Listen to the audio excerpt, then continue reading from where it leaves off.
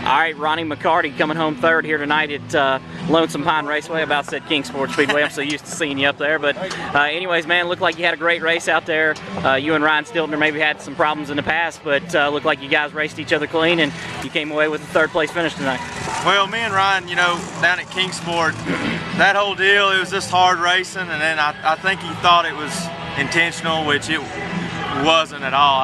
I don't race like that. I don't try, well, at least I try not to. I mean, if you race any at all, you get into trouble sometimes. But that's why I took extra caution not to do anything that would jeopardize that. I mean, we talked it out and we discussed it. I mean, we're both good. He's a rookie and I'm pretty much a rookie. I've been out of the seat for about 10 years, so this is my first season back, and since 2002 or so. Been forever. Yeah, man. Well, it looks like you know, you're finding knocking the rust off and getting everything going again. And you know, at Kingsport, you've had some good runs, just not the finishes to show for it. And here at Lonesome Pine, man, looked like you kept your car in one piece and had a good run. Yeah, Kingsport, it's a tough track down there. A lot of competition. I mean, if you run a top 10 down there, it's like running top 10 at Bristol.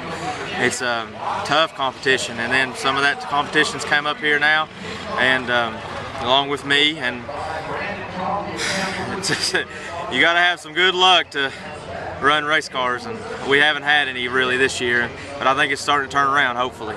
Well, I assume you were down here bounty hunting. Will we see you back over here at Lonesome Pine again? Yeah, I'll be back. I actually wasn't down here bounty hunting. I was just down here to get some more seat time and experience, and hopefully finish some races, because that's what we really wanted to do, is just finish races. First time we came here, we got a top 5, which was great. You know, it helped the morale up, and then, you know, we come back the second time, we finished third. So I mean, I think I'll be back. I'm still wanting to beat Lance Gatlin, even though the bounty's gone. You know, I'm always in the hunt to win. So, but I'd like to thank my crew. I mean, everybody that stands behind me and helps me along the way. Mark Ketron's the crew chief, my parents, you know, Oakwood Homes is a sponsor, helped me out all this rough season I've had, but I think it's starting to come around, hopefully. All right, Lance Gatlin here, not in victory lane tonight at Lonesome Pine Raceway. Been there 9 times this season. Nate Monteith comes in, collects the bounty, but there's other stuff going on, man. A rule change came up in the last couple of weeks, and I guess this is the first race with it.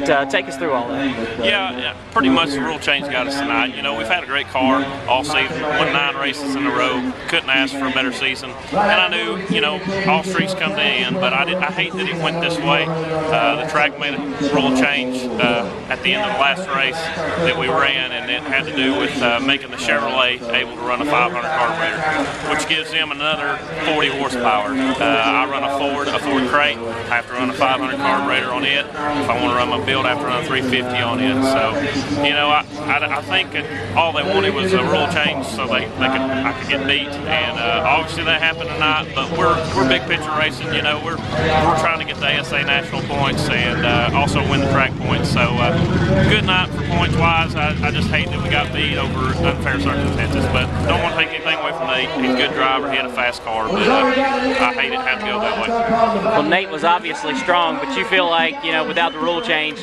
that maybe you could have battled him or won the race, right? Oh yeah, absolutely. I think we had as good a car as him handling wise, if not better.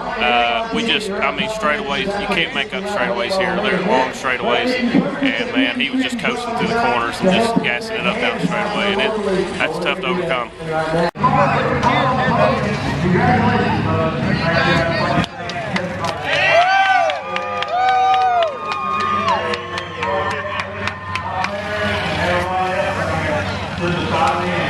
All right, Nate Monteith.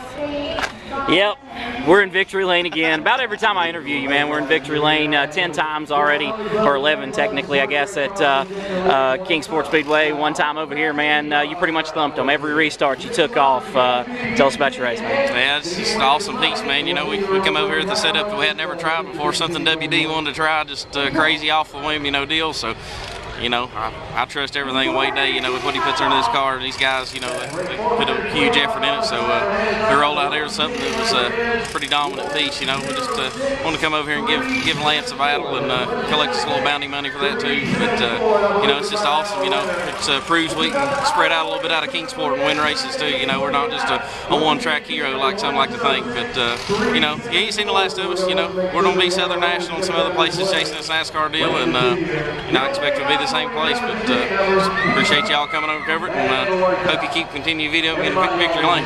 Well, Lance Gatlin, you know, finished second. He'd won 9 races in a row. They changed the rules before the last race. Do you think that had any bearing on this race and how you run and versus how he runs? I mean, you know, they give the rules last week for that and this week for the rest of the cars, and you know, none of the other local cars beat him with it either. So you know, it gives him an excuse, you know, to have something to say, I guess, but not beating it straight up. But you know, I think he's seen how dominant a car we had. I don't think a 350 carburetor or 500 carburetor or anything would have made a difference. You know, I was just riding there.